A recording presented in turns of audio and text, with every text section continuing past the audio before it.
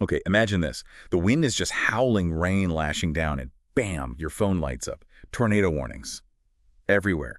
You're inside, maybe basement, heart's probably pounding, just wondering, is this the big one? Then later, maybe the next day, the official word comes. What happens when those warnings, those scary moments, turn into actual confirmed touchdowns? Not just one, but 5. That's what we're diving into today. We're unpacking the National Weather Service's recent confirmation. They found 5 distinct tornadoes hit southeast Minnesota and northern Iowa. This was back on Wednesday, June 27th, 2025. Yeah, and our plan here, our mission, if you like, is to really get into the details for each one. We're talking strength, path, the kind of damage they left behind. But there's something else, something really striking about the overall picture here that you might not expect when you hear 5 tornadoes. And that's what we really want to uncover for you. Exactly. Because, 5 tornadoes hitting the ground. Yeah. Your mind immediately jumps to, well, probably significant destruction and, unfortunately, worse. But this specific event, there's a key detail that makes it stand out, makes it really notable. You peel back those layers. All right, so let's set the scene first. That Wednesday, June 27th, it was definitely a rough weather day. Lots of heavy wind, driving rain across southeast Minnesota, northern Iowa. And yeah, numerous tornado warnings going off that afternoon. Then, fast forward to Friday, and the NWS, the National Weather Service, they made it official. 5 separate touchdowns. Okay, but here's the thing that jumps out immediately from that NWS confirmation. It's kind of the headline, really. Despite these 5 confirmed tornadoes, there were no injuries or fatalities. 0. Wow. Yeah, which is pretty fascinating, isn't it? You have the situation, multiple confirmed tornadoes, some doing real damage, and yet somehow everyone came through it. Okay, that's the puzzle. That really is something. Okay, so let's break them down one by one, starting with the strongest. This one was near Yucatan. The NWS rated an EF1. For anyone maybe less familiar, the EF scale enhanced Fujita. That ranks tornadoes based on damage. EF1 means winds, estimated 86 to 110 miles per hour. Pretty serious stuff, this one. The estimated peak winds right around 100 miles per hour. And it stayed on the ground for 13 minutes, traveled about 6.5 miles. That feels like a decent stretch.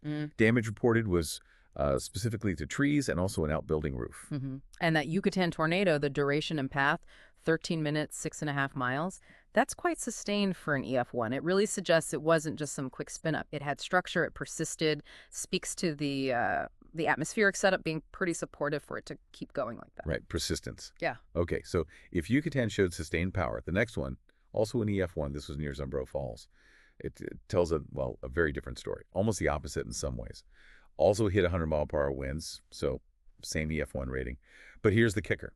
He was only on the ground for 1 minute, traveled less than a mile. Just 1 minute. Wow. But listen to the damage. In that single minute, in under a mile, ripped the roof clean off a mobile home. Yeah. Damaged trees, knocked over heavy farm implements, and, quote, heavily damaged a barn.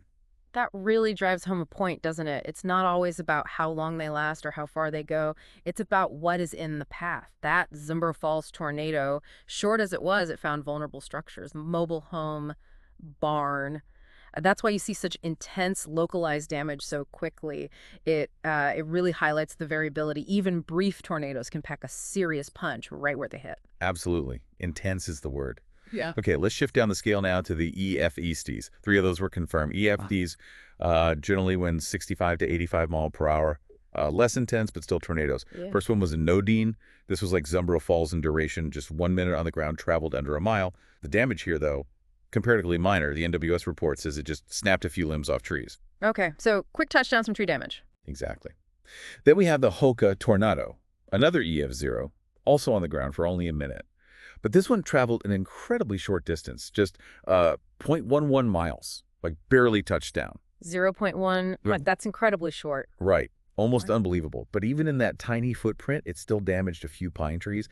It just shows you even the briefest contact can still meet the definition and cause some impact. Yeah, comparing those to Nodine and Hokah, it emphasizes that point. Even these glancing blows, they're still documented, still classified as tornadoes, shows how detailed those NWS surveys are, They're looking for that specific evidence of rotation making contact, however briefly. Okay, last one. Number 5. This touched down west of New Albin over in Iowa, also an ES0, but this one's a bit different from the last two. It was on the ground for 5 minutes and it traveled 3.64 miles, so longer duration, longer path than the other EFCs. Damage was mainly to trees again, but the NWS report specifically noted no structural damage from this one.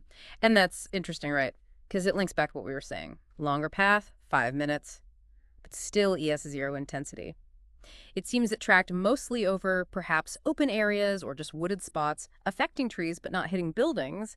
It underlines that nuance. Again, path length doesn't automatically mean more severe impact, especially at that lower EF0 rating. So, okay, we've got 2 EF1s, one long track, one super short but intense, and 3 EF0s with varying tracks, mostly causing tree damage, maybe minor structural stuff in one case.